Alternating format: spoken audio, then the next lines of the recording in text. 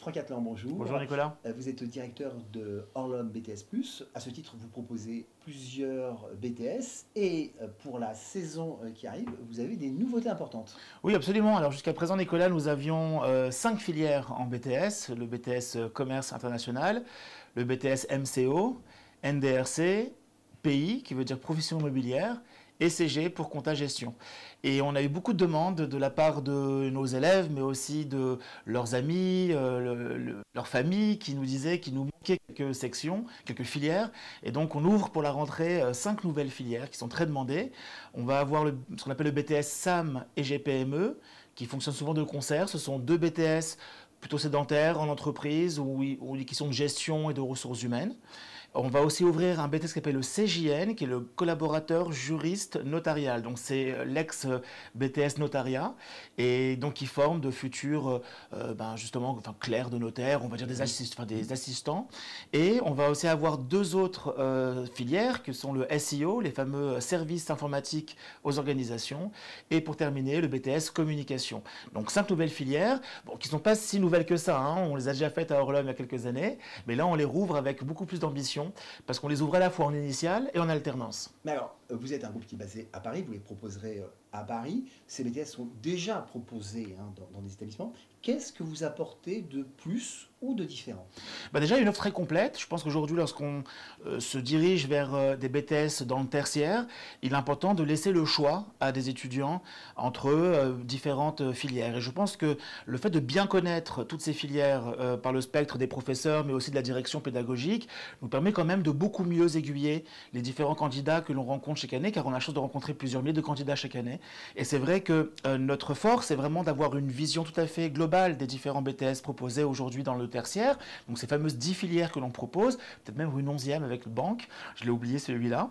Et c'est vrai que cette connaissance assez large des filières permet vraiment de diriger au mieux et de conseiller au mieux les étudiants qui hésitent parfois, à juste titre, entre un MCO, le fameux management commercial opérationnel, et d'autres BTS, comme par exemple le NDRC, le fameux négociation et digitalisation de la relation client. Toujours simple. Non, ils ne nous ont pas gâtés avec les acronymes, effectivement. Alors, quand on choisit un établissement, un BTS, on choisit aussi, parfois quand c'est en alternance, la capacité pour l'école de vous proposer des stages ou des contrats en alternance. Et puis aussi le fameux taux de réussite, même si pour chaque BTS c'est évidemment différent. Est-ce que vous pouvez vous appuyer et dire oui, nous avons des taux de réussite à nos BTS oui, absolument. Qui sont de bons taux?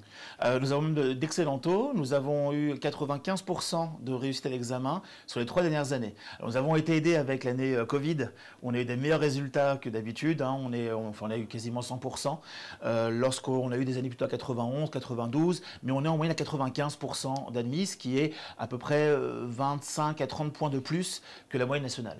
Alors, sur les 5 BTS que vous proposiez déjà, vous avez une expertise, vous avez un réseau d'entreprises qui vous suit, qui vous accompagne et qui vous propose des offres que vous relayez. Mais sur ces nouveaux BTS, est-ce que vous avez la même expertise pour proposer éventuellement des contrats en alternance, des entreprises aux étudiants? Alors, c'est beaucoup mieux que ça, parce que tout à l'heure, je vous ai effectivement parlé de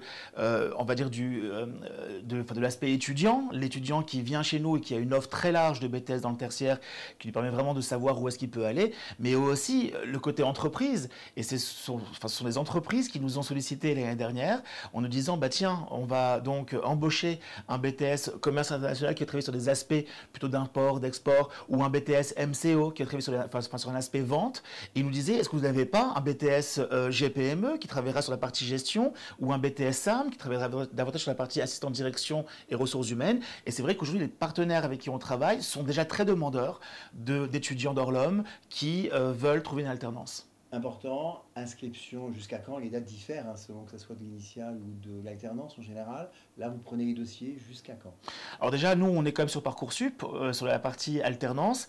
On a eu plus de 2000 candidatures, donc c'est vrai qu'on a eu déjà beaucoup d'inscriptions, mais c'est vrai qu'on ouvre généralement les inscriptions jusqu'à la fin juillet. Ça permet aux étudiants notamment qui n'ont pas eu de bons résultats sur Parcoursup de se rabattre dans le privé, mais ce n'est pas du tout généralement, on va dire, une solution d'échec, bien au contraire, c'est une façon pour eux d'envisager leur rentrée de façon sereine dans des structures qui sont bien pilotées, très solides au niveau niveau de la pédagogie, de l'accompagnement, et c'est souvent un mal pour un bien que de ne pas être pris sur Parcoursup. Et pour ceux qui regarderaient cette émission courant août, début septembre, quelques possibilités ou... Pourquoi pas? Vu qu'on a plusieurs filières aujourd'hui, on ne peut pas non plus garantir que toutes les filières seront pleines déjà à fin juillet.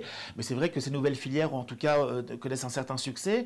On parlait de la filière CJN, collaborateur, juriste, notarial, qui cartonne. On a quasiment terminé le recrutement sur cette filière-là. D'autres filières comme le SEO aussi, l'informatique, qui intéresse de plus en plus de monde aujourd'hui, sont des filières qui sont très demandées. Mais c'est vrai qu'après, nous sommes agiles. On a la chance d'avoir plus de 2500 mètres carrés de locaux sur Paris et on peut toujours ouvrir une classe ou deux à la rentrée si la demande est là naturellement. Franck Atlan, merci. Merci.